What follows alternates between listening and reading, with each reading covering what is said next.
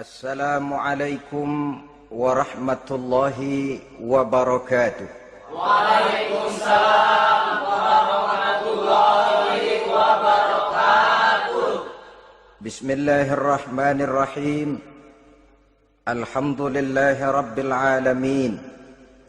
Wassalatu wassalamu ala ashrafil mursalin wa ala alihi wa ashabihil mujahidin at-tahirin, amma ba'du.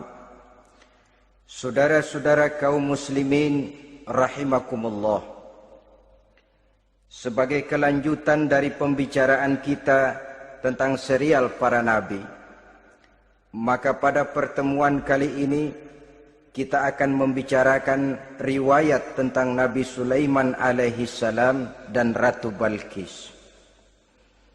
Nabi Sulaiman adalah putra dari Nabi Daud alaihi salam, yang Nabi Daud ini merupakan keturunan yang ke-12 dari Nabi Yakub.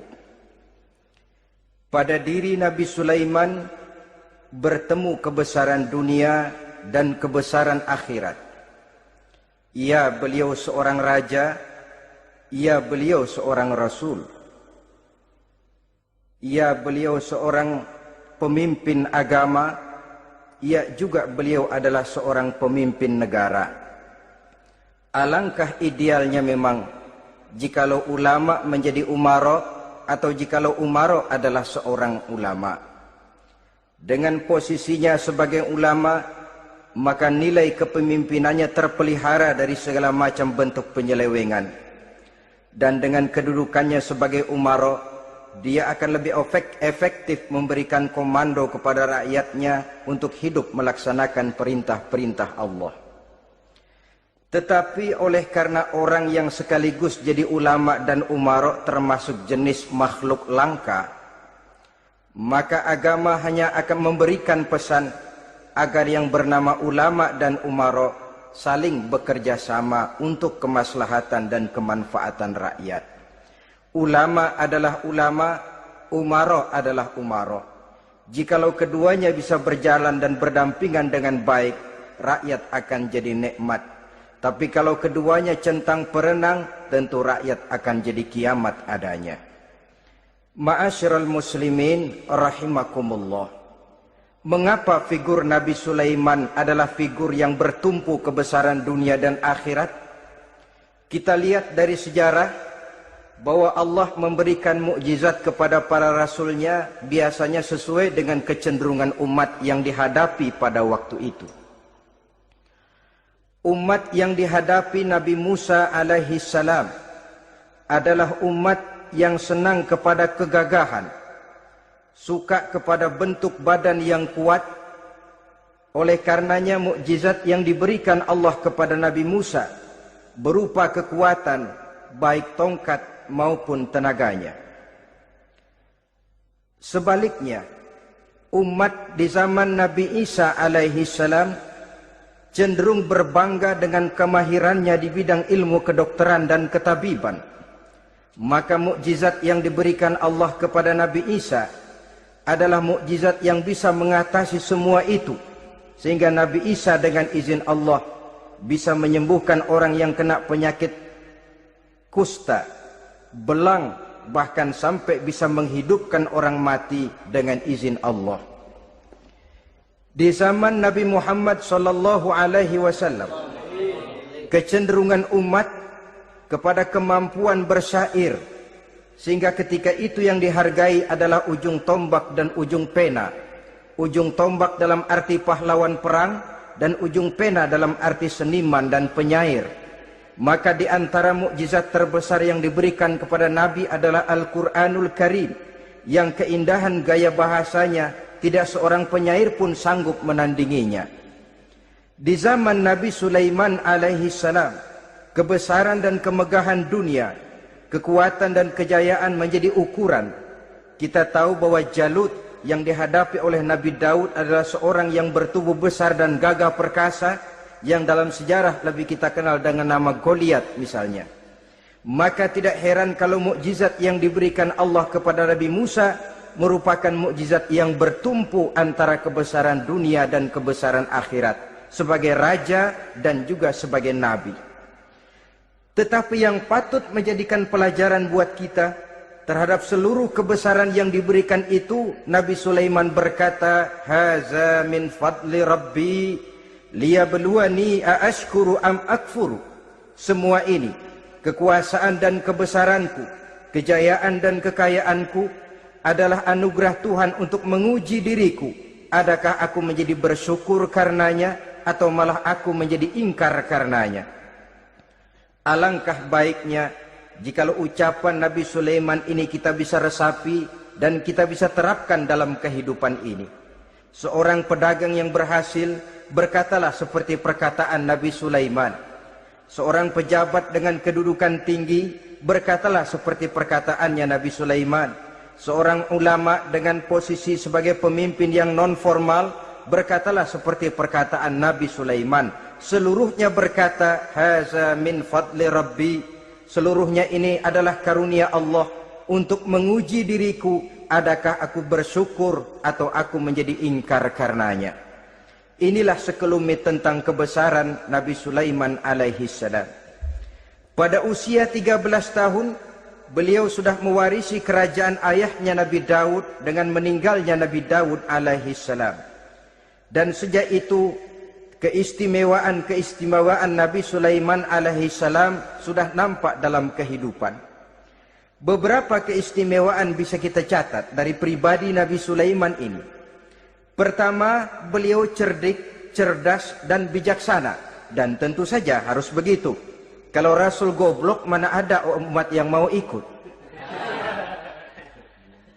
Tetapi kecerdikan dan kecerdasan serta sifat bijaksana ini nampak dari beberapa kisah yang pernah dihadapinya.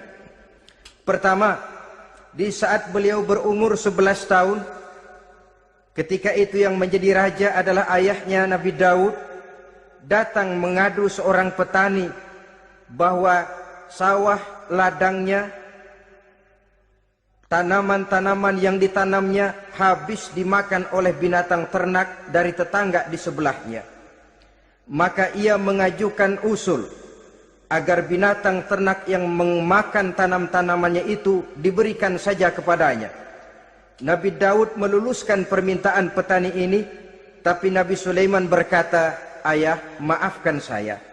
Kalau boleh saya mengajukan usul, jangan seluruh binatang ternak gembala itu diberikan kepada petani. Akan lebih baik kalau binatang ternak yang memakan tanam-tanamannya itu diberikan kepada si petani selama 1 tahun. Apabila ia berkembang biak, beranak, hasil susunya seluruhnya selama 1 tahun itu boleh dimanfaatkan oleh petani tadi. Dengan demikian saya rasakan ini merupakan satu yang lebih adil ketimbang yang tadi itu." Keputusan Nabi Sulaiman ini diterima baik oleh ayahnya, oleh si petani dan oleh si gembala tadi. Pada usia 11 tahun ia sudah menunjukkan kecerdikan, kecerdasan dan sifat yang bijaksana. Contoh yang kedua, ada 2 orang ibu yang pada saat akan bekerja di ladang masing-masing meletakkan bayinya di satu tempat, lalu keduanya pun asyik pergi bekerja. Sedang kedua ibu itu bekerja dengan asyiknya, datanglah seekor serigala menerkam salah seorang anak bayi tadi dan kemudian dibawanya. Tinggallah anak bayi seorang. Ketika kedua ibu tadi kembali ke tempat dia meletakkan anaknya, maka keduanya lalu berebut anak yang satu itu. Jadi kasus berebut bayi rupanya memang sudah ada dari dulunya. Yang satu berkata itu anaknya, yang lain mengakui itu pun juga anaknya. Akhirnya keduanya mengadu kepada Nabi Sulaiman. Masing-masing ngotot, tidak ada yang mau mengalah. Akhirnya kata Nabi Sulaiman, "Kalau kamu berdua tidak ada yang mau mengalah, sudahlah begini saja. Berikan bayi itu kepada saya, akan saya belah 2 supaya adil. Masing-masing kamu bawa sarang sepotong."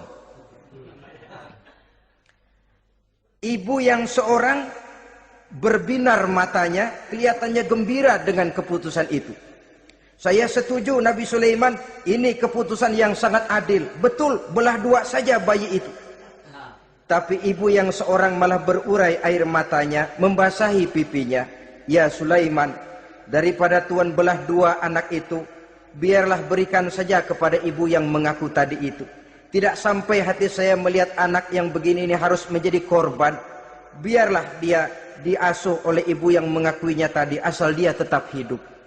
Nabi Sulaiman tersenyum, lalu berkata kepada ibu yang berurai air mata tadi, ambillah anak ini bu, karena ia memang benar anak ibu. Sebab sekejam-kejamnya hati seorang ibu tidak akan sampai melihat anaknya dibelah dua. Adapun engkau ibu yang gembira, engkau sesungguhnya ibu yang kurang ajar. Cuma sekedar ngaku-ngaku, buktinya anak mau dibelah dua kamu setuju. Ibu macam apa kamu anak dibelah dua setuju? Akhirnya ibu yang satu itu menerima hukuman yang setimpal karena mengakui sesuatu yang bukan haknya. Di sini kita lihat kebijaksanaan yang dimiliki oleh Nabi Sulaiman alaihi salam. Bukti yang ketiga, pada waktu beliau mengadakan jihad fi sabilillah, beliau mengadakan mobilisasi dana. Tidak cuma manusia, binatang seluruhnya ikut memberikan sumbangan. Ketika datang gajah, gajah nyumbang kerbau. Datang kerbau, kerbau nyumbang kambing. Datang kambing, kambing nyumbang ayam. Datang ayam nyumbang burung. Datang burung nyumbang balang. Datang balang nyumbang semut. Gajah yang nyumbang kerbau ngelihat balang nyumbang semut ketawa. Hei semut, balang, Nabi Sulaiman kamu berikan semut untuk apa kayak gitu kecilnya? Liatin dong saya nyumbang kebo, kata gajah. Nabi Sulaiman tersenyum seraya bersabda, al-hadiyatu biqadril muhdi. Pemberian itu memang sesuai dengan kemampuan orang yang memberi. Kalau gajah nyumbang kerbau itu wajar saja. Gajah besar sumbangannya pun besar. Sebaliknya kalau balang nyumbang semut itu juga memang pantas. Balang kecil sumbangannya pun kecil. Yang tidak wajar kalau ada balang mau nyumbang kerbau, ada gajah nyumbang semut. Di sini kelihatan watak yang bijaksana dari Nabi Sulaiman alaihi salam. Ini merupakan ciri keistimewaannya. Setiap rasul dibekali dengan sifat ini yang namanya sifat fatonah. Cerdik, cerdas, dan bijaksana. Yang ini memang merupakan mukjizat. Kecerdasan seorang rasul tidak merupakan hasil sekolahan, tapi merupakan bimbingan wahyu semata-mata, dan ini yang tidak bisa ditandingi oleh manusia. Jadi jangan lalu ngambil dalih Rasul aja nggak sekolah pinter, lalu ikut nggak sekolah, ya goblok terus. Itu khususiat kok. Sifat yang namanya fatona itu merupakan bimbingan daripada wahyu. Adapun manusia, jikalau dia mau cerdik, jikalau dia mau cerdas, jikalau dia mau bijaksana, dia harus belajar. Ya lewat bangku sekolah, ya lewat teman bergaul, ya lewat bertanya kepada orang-orang pandai, atau autodidak dengan hidup banyak membaca dari kehidupan ini. Dengan demikian nilai kecerdikan, kecerdasan dan kebijaksanaannya akan bisa meningkat adanya. Ini keistimewaan pertama. Keistimewaan yang kedua, Nabi Sulaiman diberikan kekuasaan oleh Allah sehingga bisa menguasai angin, jin, bahkan juga mengerti segala macam bahasa binatang. Menguasai angin, beliau bisa menundukkan angin ribut dan memerintahkannya angin itu. Dalam surah Al-Anbiya ayat 81 kita temukan, wali Sulaiman ar-riha asifatan tajri bi amrihi ilal ardil lati barakna fiha. Dan bagi Sulaiman, ia mampu menundukkan angin ribut yang bertiup menurut perintahnya ke permukaan bumi yang kami berkahi di dalamnya. Menguasai angin, barangkali istilah sekarangnya, memahami betul meteorologi. Itu sebabnya mukjizat hanya diberikan kepada Rasul. Orang yang jiwanya sudah stabil. Coba kalau potongan kita diberikan keistimewaan bisa ngatur angin, Saban sehari main angin. Nggak boleh ada orang kita keselin. Kesel sama orang, undang angin, hantam saja. Maka mukjizat semacam ini hanya diberikan kepada orang yang jiwanya sudah stabil. Ada satu cerita, namanya juga cerita, tapi kebenarannya mendekati. Seorang wali di tanah Jawa, sholat Jumat di Masjidil Haram di Mekah itu. Namanya wali kalau di Jawa kan pakai belangkon. Dia sembahyang di Masjidil Haram. Ini ada orang Arab usil, tumben ngelihat belangkon. Ini apa di tengah masjid? Dia tepak belangkon itu, miring di atas kepala. Begitu belangkonnya miring, tanah kayaknya ikut miring. Sehingga penduduk heran, ini apa tanah jadi miring begini? Lalu ada seorang wali juga yang alim dan mengerti, lihat-lihat di tengah Masjidil Haram ada belangkon miring di atas kepala. Jangan-jangan ini sebabnya ini. Dia samperin, dia dananin lagi tuh belangkon rata, tanah kelihatannya kayak rata lagi. Keistimewaan seperti ini pun hanya diberikan kepada orang yang jiwanya memang sudah stabil. Coba kayak kita diberikan keistimewaan kayak begitu, main belangkon melulu. Saudara-saudara kaum muslimin rahimakumullah, juga bisa menguasai jin, memerintahkan jin, dan juga mengerti segala macam bahasa binatang. Kita bisa lihat dalam surah As-Saba ayat 12 misalnya. Demikian juga tentang mengerti bahasa binatang. Pada satu hari Nabi Sulaiman dan bala tentaranya lewat di satu lembah. Lembah itu kebetulan lembah semut. Ketika mereka lewat di lembah itu, Raja Semut lihat dari kejauhan, dia pidato kepada rakyatnya para semut itu. Apa katanya? Ya ayyuhan namlu dukhulu masakinakum, la yahtimannakum Sulaiman wa junuduh wa hum la yash'urun. Jadi ini Raja Semut melihat Nabi Sulaiman datang bersama seluruh bala tentaranya, dia pidato kepada rakyatnya. Saudara-saudaraku rakyat semut, di mana saja suara saya bisa didengar. Perhatikan, lembah itu kebetulan lembah semut. Ketika mereka lewat di lembah itu, Raja Semut lihat dari kejauhan, dia pidato kepada rakyatnya para semut itu. Apa katanya? Ya ayyuhan namlu dukhulu masakinakum, la yahtimannakum Sulaiman wa junuduh wa hum la yash'urun. Jadi ini Raja Semut melihat Nabi Sulaiman datang bersama seluruh bala tentaranya, dia pidato kepada rakyatnya. Saudara-saudaraku rakyat semut, di mana saja suara saya bisa didengar. Perhatian, perhatian. Ini Nabi Sulaiman mau lewat dengan seluruh bala tentaranya. Kamu semua supaya masuk ke dalam lubang kamu masing-masing. Sebab kalau kamu nggak masuk ke lubangmu masing-masing, akan diinjak oleh Sulaiman dan bala tentaranya, sedangkan mereka tidak tahu kalau kamu kena injak. Masuklah semut itu seluruhnya ke dalam lubangnya masing-masing. Nabi Sulaiman senyum. Fatabassama dhahikan min qawliha. Mendengar ucapan Raja Semut ini, Nabi Sulaiman tersenyum. Lalu berkata, apa katanya? Rabbi auzi'ni an ashkura ni'mataka allati an'amta alayya wa ala walidayya wa an a'mala salihan tardahu wa adkhilni birahmatika fi ibadika salihin. Satu pengakuan yang tulus, yang jauh dari watak kesombongan. Mendengar Raja Semut berkata semacam itu, beliau senyum lalu berkata, wahai Allah, tetapkan kiranya hati saya ini untuk selalu bersyukur terhadap nikmat yang Engkau karuniakan kepada saya.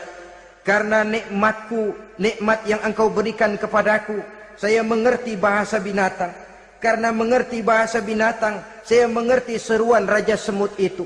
Tetapkan saya untuk selalu bersyukur ya Allah atas nikmat yang Engkau berikan ini, atas nikmat yang Engkau berikan kepada kedua orang tua saya, dan tetapkan saya untuk selalu melakukan amal soleh yang Engkau ridhoi, dan masukkan saya ke dalam golongan hamba-hambamu yang soleh.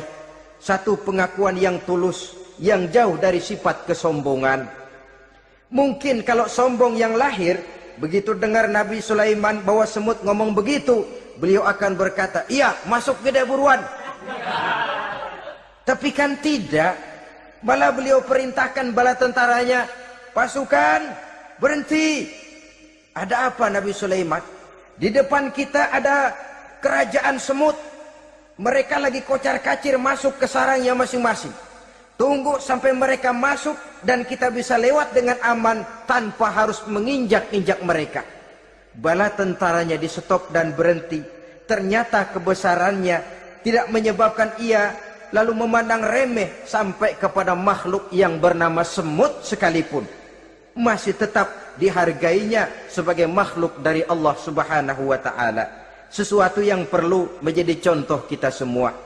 Sebab orang bilang kadang kacang sering lupa akan kulitnya.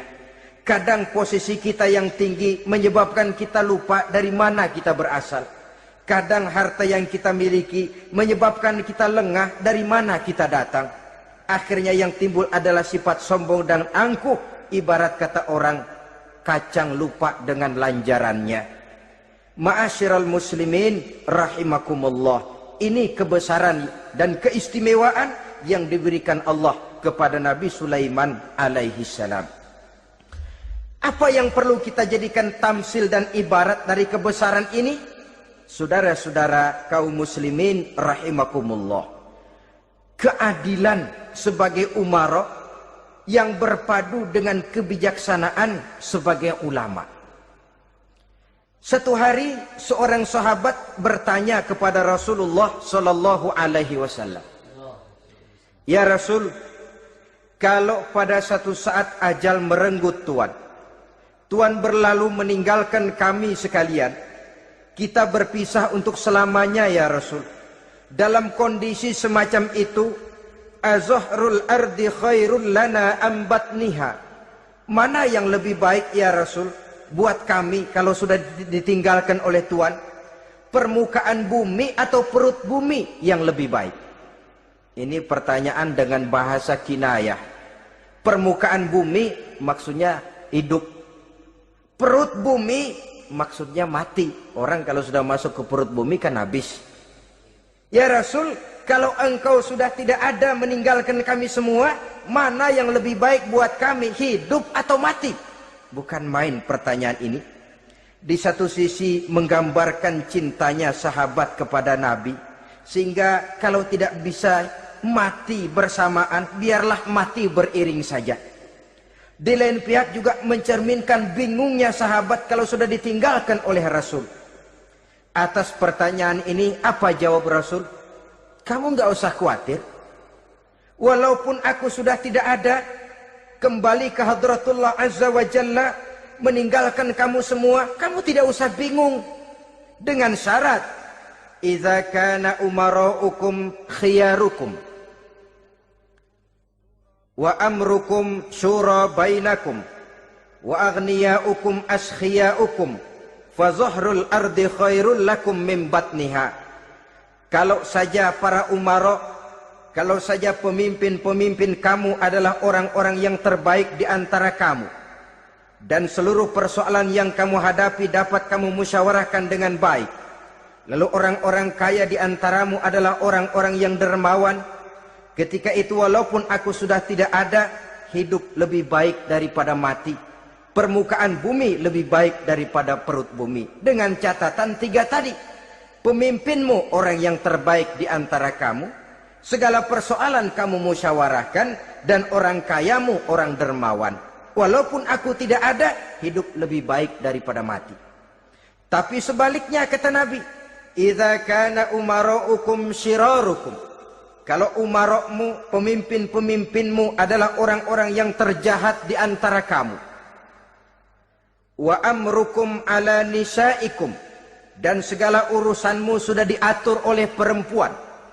Walaupun dia tidak naik di bidang eksekutif, tidak memegang kekuasaan, tapi kekuasaan bayangannya jauh lebih menentukan daripada kekuasaan yang sesungguhnya. Kalau perempuan sudah ikut campur mengaturmu, kemudian wa askhiyaukum bukhalaukum, orang-orang kaya di antaramu adalah orang-orang yang bakhil bin pelit alias kikir, maka ketika itu kata Nabi, fabatnul ardi khairul lakum min zahriha, perut bumi lebih baik daripada permukaan bumi. Apa yang bisa diharapkan dari pemimpin yang zalim? perempuan yang sok kuasa, dan orang-orang kaya yang bakhil dan pelit. Dalam kondisi semacam itu, bertemulah kita dengan yang bernama kiamat. Dan kalau sudah kiamat macam itu, kata Nabi, perut bumi lebih baik daripada permukaan bumi. Maka yang kita perlukan sekarang adalah kerjasama antara ulama dengan umara. Ulama bukan umara, umara pun bukan ulama. Harus saling kerjasama dan jangan saling memperalat. Kerjasama menurut bidangnya masing-masing, menjadi yang terbaik di bidangnya. Jangan sudah jadi kiai karena ingin berpartisipasi aktif lalu pindah jadi pemborong jembatan. Tidak sadar akan profesinya. Dan orang lalu tidak bisa berkata, apaan kiai mubalik bisanya cuma ngomong saja. Sekarang kan zaman pembangunan perlu karya nyata. Mana ada ustadz kiai mubalik bikin irigasi, cuma pidato saja. Apa kemiskinan bisa diatasi dengan pidato? Ini juga orang tidak ngerti urusan. Wong Nabi saja ngajarin kok, iza wusidal amru ila ghairi ahlihi fantaziris sa'ah, yang kemudian diterjemahkan dalam manajemen modern, the right man on the right job. Bahwa persoalan harus diserahkan kepada orang yang memang ahlinya.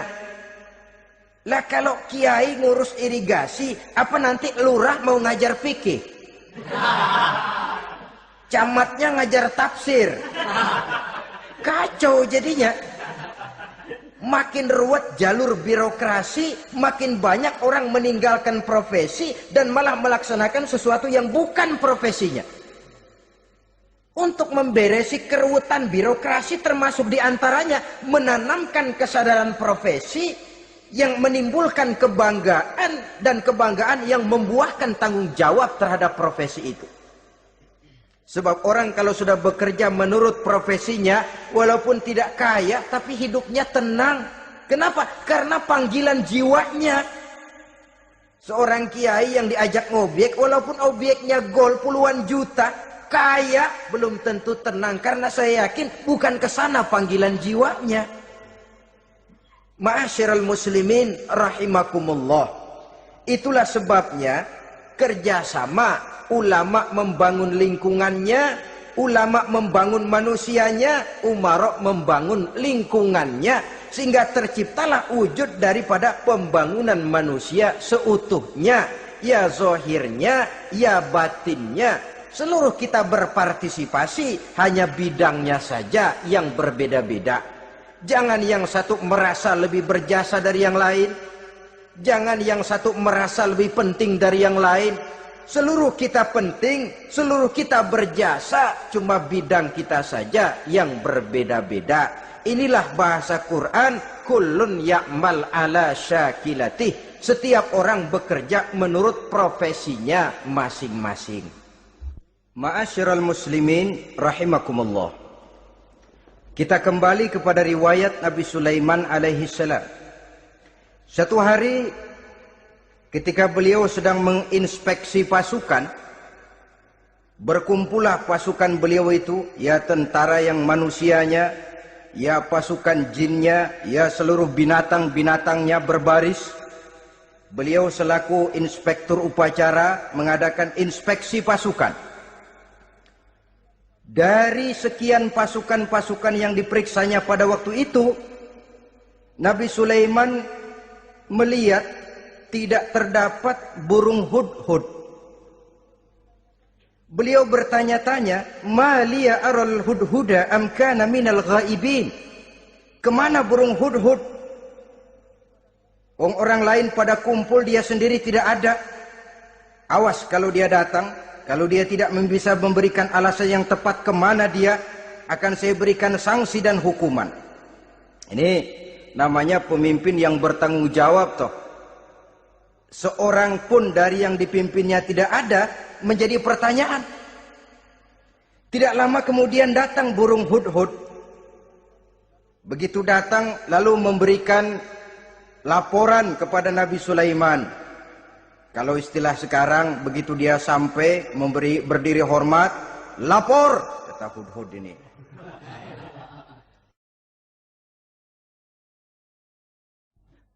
Bagaimana Hudhud? Maaf Tuan Raja, saya terlambat.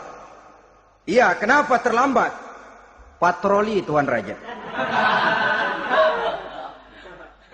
Kemana saja kamu patroli? Keliling. Lalu apa hasilnya? Inni wajadtu mara'atan tamlikuhum wa utiyat min kulli syai'in wa laha arsyun azim.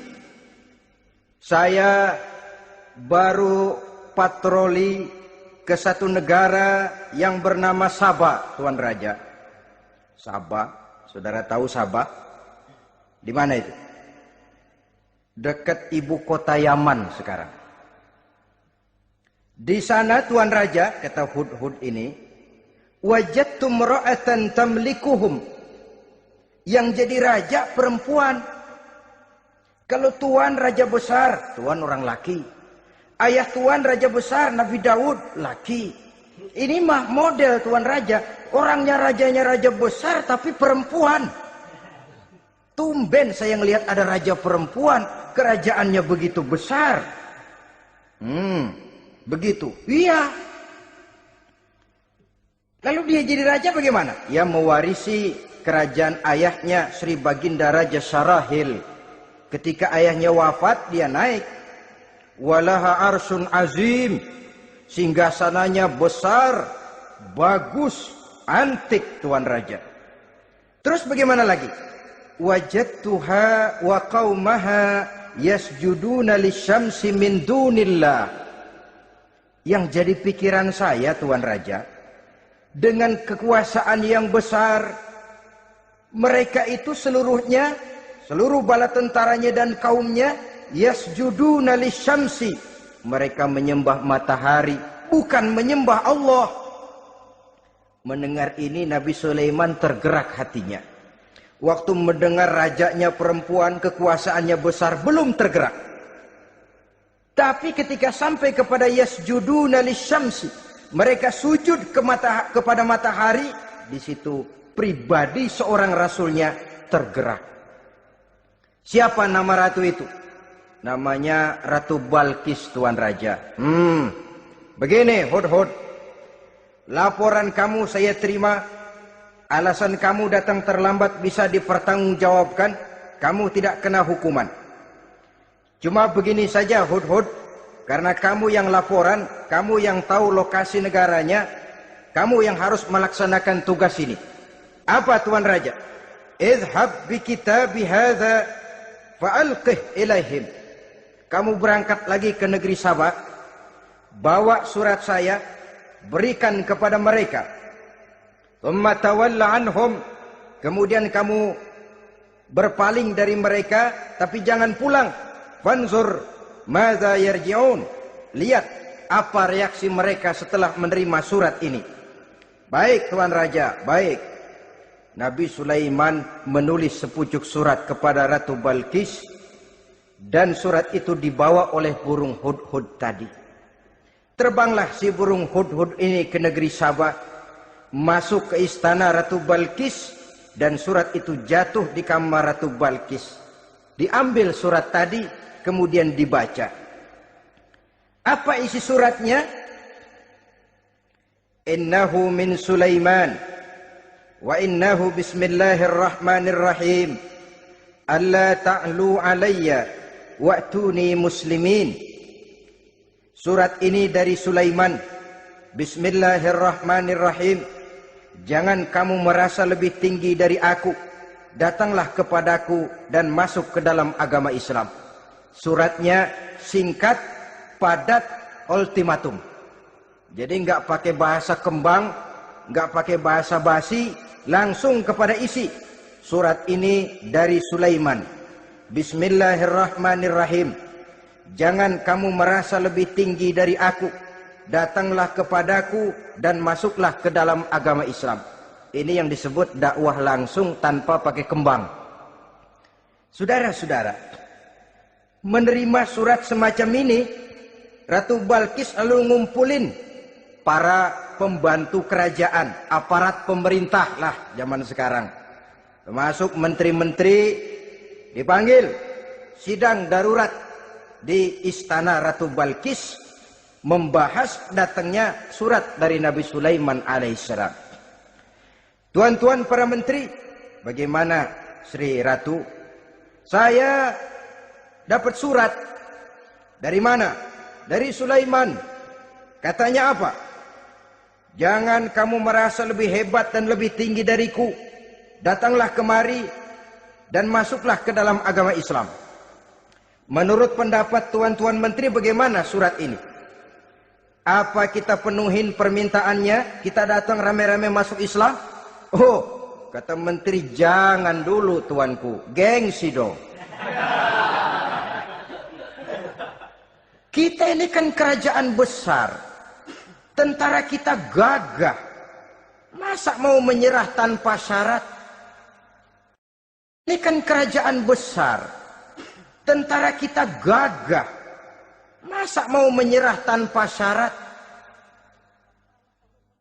Soal nanti kita kalah atau menang itu soal lain, Tuan Perdana Menteri, Tuan Ratu. Tapi bahwa kita punya harga diri itu harus kita tunjukkan lebih dulu. Jadi menurut Tuan Menteri bagaimana? Kami sih nunggu komando Tuan Putri saja. Artinya kalau boleh perang saja. Cuma mau duluin takut dikira nyelongcong. Kami sih gimana komando Tuan Ratu saja. Tuan komandokan berangkat, kami segera berangkat. Terserah Tuan Putri, kami seluruhnya loyal, taat dan setia menunggu titah dari Sri Paduka Ratu. Terima kasih para menteriku. Soal kesetiaanmu saya tidak meragukan. Tapi perang dimanapun selalu membawa kerugian.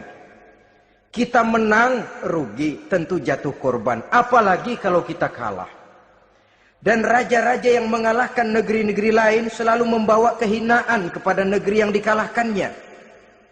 Jadi bagaimana? Sekarang begini saja. Kita ambil jalan tengah. Lalu diplomasi dulu. Diplomasi macam apa Tuan Ratu? Kita kirim utusan kepada Nabi Sulaiman. Dari sana nanti kita lihat reaksinya. Saya memang selama ini sudah dengar siapa itu Nabi Sulaiman. Katanya orangnya masih muda, masih bujangan, bijaksana, kekuasaannya besar, tentaranya hebat. Cuma kan baru berita, kita cek. Jadi diplomasi macam apa Tuan Ratu? Kita kirim utusan kepada Raja Sulaiman. Kita bawakan hadiah-hadiahnya. Yang mahal-mahal, mewah-mewah, menarik. Pokoknya yang terbaik di negeri kita berikan kepadanya. Lihat reaksinya. Kalau dia tergiur dengan hadiah itu, dia raja, bukan nabi. Tapi kalau dia menolak hadiah itu, dia memang nabi. Dan apa reaksi kita nanti tergantung sikap Nabi Sulaiman. Aha, kalau begitu setujulah Ratu. Itu memang bijaksana. Diplomasi dulu. Iya, jangan datang-datang main perang aja loh. Perang sih gampang. Tapi ini kan ada meja perundingan. Sepanjang masih kita bisa menempuh jalan damai, damai saja dulu. Baik. Maka diaturlah satu barisan diplomasi untuk menuju Palestina, kerajaan Nabi Sulaiman alaihi salam. Rombongan terdiri dari 500 orang laki-laki dan 500 orang perempuan. Yang laki ganteng, yang perempuan cantik. Yang laki dikendarai dengan kuda-kuda pilihan, dan yang perempuan dikendarai dengan keledai-keledai pilihan. Kuda dan keledai pun dihiasi begitu rupa, pelanaknya yang terbagus dilapis dengan sutra, sedangkan bawaan-bawaannya tidak lain daripada intan, berlian, mutiara, jamrud, yakut, kesturi, yang dilapis dengan sutra tenun yang asli. Pendeknya hadiah yang serba wah. Dan rombongan ini dipimpin oleh seorang diplomat ulung dari negeri Sabah bernama Munzir bin Amru. Ini ahli diplomasi dari negeri Sabah. Dipesanlah oleh Ratu Balkis, kalau datang nanti kamu ke negeri Sulaiman, sikapmu harus begini, begini, dan segala macam. Ditatar dulu. Sebab ini mau diplomasi tingkat tinggi. Baik Sri Ratu. Nah, sudah mendengar perundingan ini, burung hudhud pulang. ke negeri Nabi Sulaiman, apel lagi, lapor Tuan Raja, bagaimana Hudhud? Sikapnya mereka akan mengutus utusan dengan membawa berbagai macam hadiah untuk datang ke negeri kita. Baik. Nabi Sulaiman kumpulkan tentaranya, terutama para jin. Hei tentaraku, khususnya kalian para jin, akan datang rombongan tamu besar ke negeri kita. Maka mulai saat ini saya komandokan, kamu bangun satu istana yang megah, yang belum pernah ada dalam waktu yang relatif singkat. Dan lantai daripada istana itu harus dilapisi dengan kaca-kaca tebal yang bening, bawahnya diisi dengan air, diisi dengan ikan-ikan hias yang indah-indah. Baik Tuan Raja. Maka tentara Nabi Sulaiman, sejak manusia sampai binatang sampai jin, semuanya kerja bakti membangun istana yang megah. Sehingga sebelum rombongan kerajaan Sabah ini sampai, istana sudah selesai. Mereka masuk ke dalam istana Nabi Sulaiman.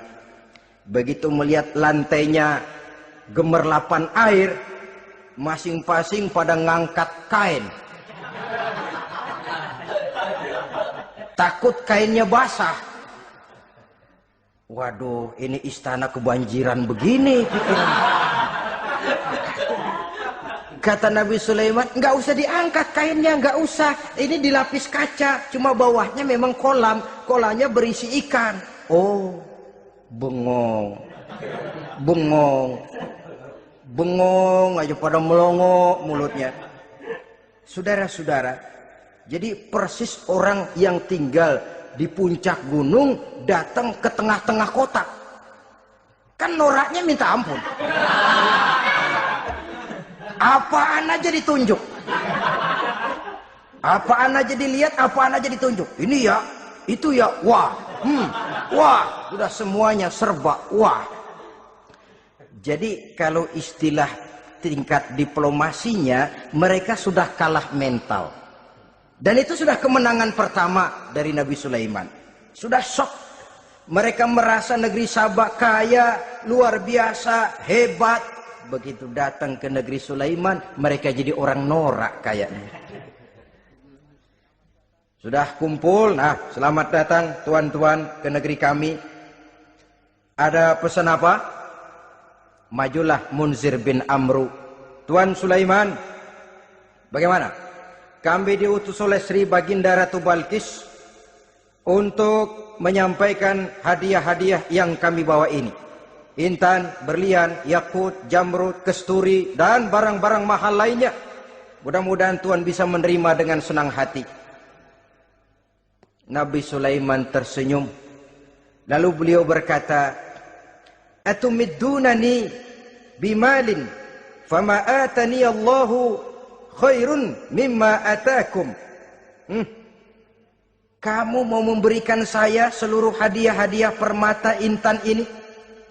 Padahal apa yang telah diberikan Allah kepada saya jauh lebih baik dari apa yang telah diberikannya kepadamu. Kamu merasa bahwa saya kekurangan semua ini? Ketahuilah tuan-tuan, saya punya lebih banyak dari apa yang tuan-tuan berikan sekarang ini. Irja' ilaihim, bawa pulang kembali seluruh hadiah ini. Sampaikan salam saya kepada ratumu, Ratu Balkis. Falanatiyannahum bijunudin la qibala lahum biha. Kalau mereka tetap tidak mau datang menyatakan keislaman, kami yang akan datang ke sana dengan seluruh bala tentara kami yang mereka pasti tidak akan sanggup menghadapinya. Saudara bisa baca dalam surah An-Naml ayat 36. Saudara hadirin ma'asyiral muslimin rahimakumullah. Kalau orang sudah silau dengan yang namanya upeti, hadiah, harta, secara mental dia sudah jatuh. Andai kata ketika itu Nabi Sulaiman menerima seluruh hadiah tadi, maka misi kerasulannya tidak akan jalan. wibawanya hancur, dan dia tidak akan sanggup lagi mendakwahkan Ratu Balkis untuk masuk ke dalam agama Islam. Dia akan jadi cemoohan di negeri Sabah. Sulaiman ngomong aja dikasih hadiah telap. Nah, ternyata ada yang lebih mahal dari harta, ada yang lebih mahal dari intan dan mutiara, ada yang lebih mahal dari pangkat dan kedudukan. Apa dia? Harga diri. Dan itu yang langka sekarang ini. Lebih baik jalan kaki tapi kita bebas mendongakkan kepala kemanapun kita mau, daripada naik mobil empuk tapi mata nunduk saja nggak berani lihat ke atas. Kehilangan harga diri. Ulama yang kehilangan harga diri akan menyelewengkan ayat. Pejabat yang kehilangan harga diri akan melakukan segala macam penyelewengan dan lain sebagainya. Harga diri sesuatu yang mahal, terutama di kota-kota besar, kota-kota yang menyandang gelar metropolitan. Biasanya harga diri ini sudah tidak dihiraukan orang lagi. Cuma untuk uang yang relatif kecil, cuma untuk kedudukan yang temporer, orang tidak segan-segan mengorbankan sesuatu yang paling mahal yang bernama harga diri. Akhirnya suap merajalela, sogok menjadi-jadi, semir pun menjamur. Bahkan malah kadang-kadang jadi target.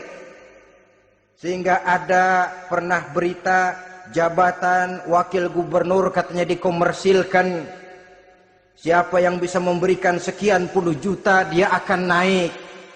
Ini kalau sudah begini, ya salam. Orang itu kalau memperoleh satu jabatan karena mengeluarkan banyak uang, percayalah saudara, begitu dia naik ke jabatan itu, langkah pertama yang dia lakukan, bagaimana supaya uangnya bisa kembali. Bukan bagaimana bekerja sebaik-baiknya, bukan bagaimana mensejahterakan rakyat sebaik-baiknya.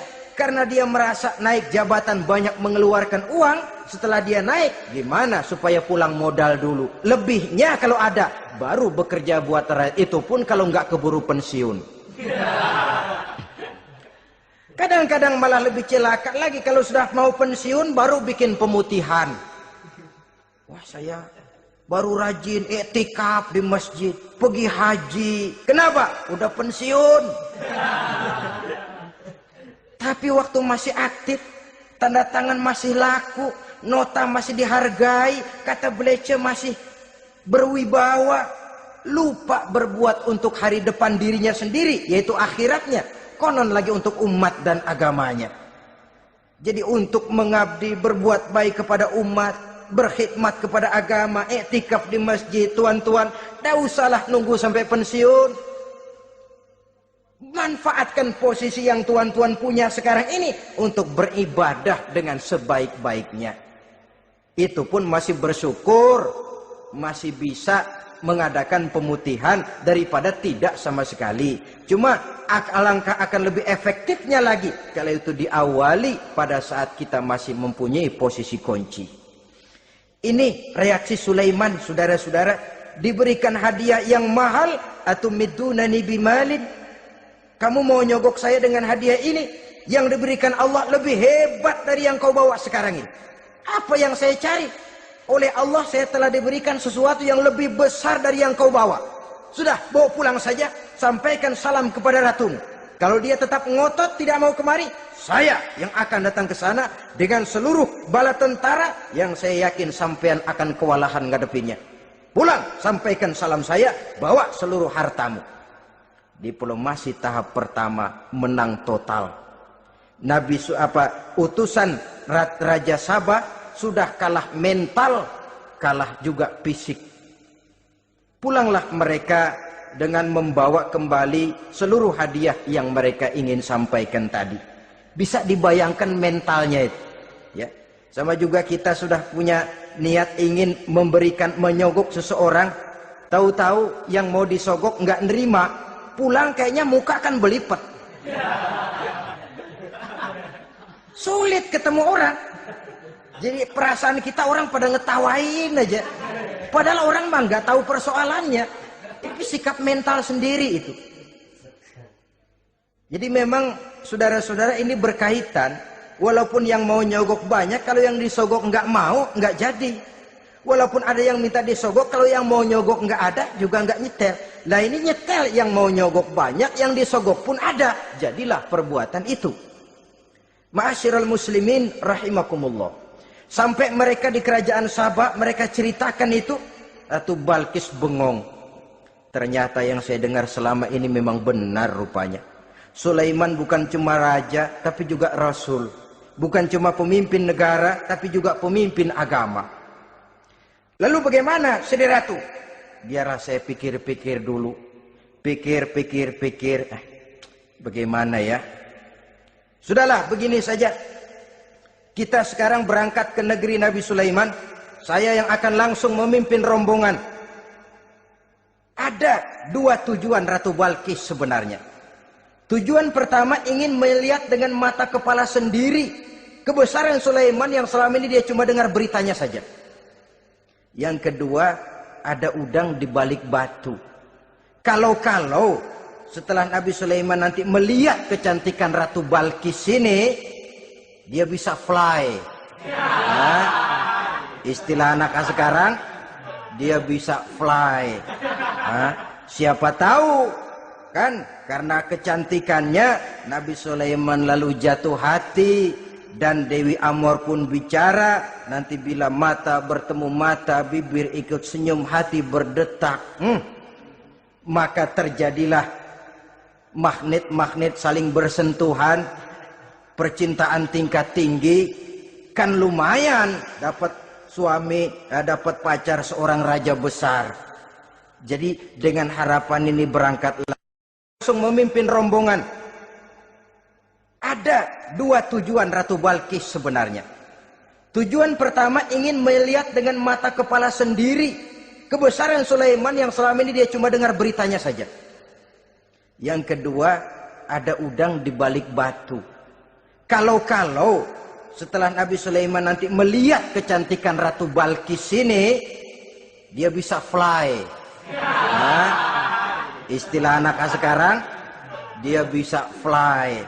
Nah, siapa tahu kan, karena kecantikannya Nabi Sulaiman lalu jatuh hati. Dan Dewi Amor pun bicara, nanti bila mata bertemu mata, bibir ikut senyum, hati berdetak. Maka terjadilah magnet-magnet saling bersentuhan, percintaan tingkat tinggi. Kan lumayan dapat suami, dapat pacar seorang raja besar. Jadi dengan harapan ini berangkatlah Ratu Balkis ke negeri Nabi Sulaiman. Hud lapor lagi. Lapor. Gimana Hud? Ini Ratu Balkis yang mimpin sekarang. Baik, kita siap-siap. Begini saja, kata Nabi Sulaiman. Siapa yang bisa bawa singgasana Ratu Balkis ke sini? Jin Ifrit tampil. Saya. Berapa lama kamu perlukan untuk membawa singgasana Ratu Balkis kemari? Sebelum Tuan bangun dari tempat duduk, itu singgasana sudah bisa sampai kemari, Tuan Raja. Bagus. Ada yang bisa lebih cepat? Saya, kata seorang ulama. Berapa lama? Sebelum Tuan kedip. Asal Tuan kedip, Tuan melek lagi, singgasana sudah sampai di sini. Baik, kerjakan. Dalam waktu sekejap itu singgasana Ratu Balkis sudah sampai di istana Nabi Sulaiman. Pasang di sini, biar dia dudukin nanti. Robah sedikit biar dia nggak kenalin. Dirombak sedemikian rupa. Masuk Ratu Balkis ke istana Nabi Sulaiman. Terjadilah kemudian di perundingan semacam tingkat tinggi antara raja dengan raja. Bagaimana Tuan Ratu Balkis? Iya, Tuan Sulaiman. Iya, bagaimana? Saya kagum dengan kebesaran Tuan. Bukan kebesaran saya. Seluruhnya ini adalah karunia Allah kepada saya. Saya dengar Tuan-tuan menyembah matahari. Padahal matahari tidak pernah memberikan apa yang Tuan kehendaki. Matahari tidak pernah menciptakan Tuan. Adalah lebih baik Tuan menyembah yang menciptakan matahari daripada menyembah matahari itu sendiri. Nabi Sulaiman. Bagaimana kalau kita mengadakan ya sambil berunding, sambil lobbying istilah sekarang. Baik, lobbying pun jadi. Berjalanlah meninjau seluruh pelosok istana Nabi Sulaiman alaihissalam. Seperti halnya bala tentaranya, Ratu Balkis juga sampai di lantai kaca, angkat kain. Kata Nabi Sulaiman, jangan diangkat tuh kain. Ini bukan air, istana kaca. Bukan main kebesaran kamu. Melihat begitu kebesaran Nabi Sulaiman, Ratu Balkis yang niatnya sementara mau melontarkan diplomasi asmara, lupa. Lalu apa katanya? Rabbi inni zolamtu nafsi. Ya Allah, selama ini saya benar-benar telah zalim kepada diri saya. Begitu banyak nikmat yang engkau berikan kepada saya. Saya jadi ratu dengan kekuasaan yang besar, mewarisi kebesaran ayah. Dengan kerajaan dan bala tentara yang gagah perkasa. Bukan saya bersyukur kepadamu, malah saya menyembah matahari. Inni zolamtu nafsi. Sungguh saya telah zalim kepada diri saya. Maka mulai sejak saat ini, aslamtu ma'a Sulaiman lillahi rabbil alamin. Mulai sejak saat ini ya Allah, saya nyatakan diri, saya masuk Islam, bertuhankan Allah Rabbul Alamin. Saya tunduk kepada Nabi Sulaiman alaihi salam. Masuk Islam sebelum diplomasi asmaranya melayang, saudara-saudara. Sudah masuk Islam? Sudah. Nah, Ratu Balkis sekarang bagaimana? Ya Nabi Sulaiman, kalau saya masuk Islam, apakah kerajaan saya akan tunduk dan diatur oleh kerajaan Tuhan? Tidak. Kamu persilakan pulang ke kerajaanmu. Atur negerimu menurut cara yang kamu mau, asal sesuai dengan perintah Allah. Saya bukan penjajah. Saya cuma mengajak kamu ke dalam Islam. Saya tidak ingin meluaskan wilayah saya. Asal kamu sudah masuk Islam, tugas sudah saya jalankan. Perkara kerajaanmu, kau pulang, kau atur dan kau tetap jadi raja. Jangan merasa kalau sudah masuk Islam lalu kerajaanmu saya caplok. Islam bukan penjajah, Ratu Balkis. Baiklah Nabi Sulaiman, saya tahu. Tapi untuk melanggengkan kerjasama antara kerajaan Sabak dengan kerajaan Tuhan, caranya bagaimana? Mulain ngojok-ngojok. Dia nggak bilang lu demen aja deh sama gue. Enggak. Cuma untuk jangka panjang. Jangka panjangnya Sulaiman, supaya kita tetap bisa kerjasama, caranya bagaimana? Ya supaya kerajaan berumur panjang, kau harus punya keturunan. Kata Nabi Sulaiman. Itu kan berarti saya harus nikah. Memang. Tapi saya ratu. Suami saya kan paling kurang juga harus maharaja, sahansah. Ya sebenarnya sih cuma dia nggak bilang aja. Di kerajaan gue nggak ada yang setimpal. Gue maunya sama elo. Itu kalau bahasa kita. Cuma ini kan bahasa perempuan. Perempuan kan paling pinter nahan perasaan. Nggak kayak orang laki. Orang laki kalau lagi mabok cinta teler. Sama siapa aja dia cerita. Gue kan lagi demen sama si Ano. Lain sama perempuan, dia paling bisa jaga perasaan. Saya kalau begitu, saya harus kawin dengan maharaja. Ya kamu tinggal pilih saja, kata Nabi Sulaiman. Nabi Sulaiman, ini Perdana Menteri udah pada mesem-mesem, udah paham ke arah mana maksudnya. Bagaimana kalau kita kukuhkan saja dua kerajaan ini, Nabi Sulaiman? Saya pun setuju kalau itu kamu punya mau. Wah ini Perdana Menteri takbir semua. Allahu Akbar, Alhamdulillah, Alhamdulillah. Sampai akhirnya Nabi Sulaiman pun menikah dengan Ratu Balkis. Bergabunglah dua kerajaan besar itu. Saudara-saudara kaum muslimin rahimakumullah. Kemudian setelah bertahun Nabi Sulaiman wafat. Tidak seorang pun tahu karena beliau wafat sedang pegangan tongkat. Ketika tongkat dimakanin rayap, rapuh, baru beliau jatuh. Orang tahu kalau Nabi Sulaiman sudah wafat. Menurut riwayat, beliau wafat itu sedang sholat. Karena sholat Nabi Sulaiman cuma diri saja. Tidak pakai ruku dan sujud. Menurut riwayat lain, beliau sedang memandori jin dan tentaranya yang sedang kerja. Begitulah wafat beliau. Kita bisa baca dalam surah Saba ayat ke-14. Setelah beliau wafat, Palestina diserbu oleh Raja Bukhtanasor atau Raja Nebukadnezar. Seluruh kebesaran Sulaiman di bumi hanguskan, istananya dihancurkan, intan permata dan kekayaan beliau dirampok, dan tinggallah kebesaran Sulaiman cuma legenda saja yang kita kenal dengan istilah Haikal Sulaiman. Legenda, riwayat-riwayat yang sampai sekarang ini masih bisa kita telusuri kebenarannya. Saudara-saudara, inilah pertemuan yang singkat ini, walaupun serba singkat, mudah-mudahan ada manfaatnya. Dengan kesimpulan, seluruh anugerah yang ada pada kita hakikatnya karunia Allah. Marilah kita menjadi orang yang pandai bersyukur atas anugerah itu. Terima kasih atas segala perhatian. Mohon maaf atas segala kekurangan. Usikum wa nafsi bitaqwallah. Wassalamualaikum warahmatullahi wabarakatuh.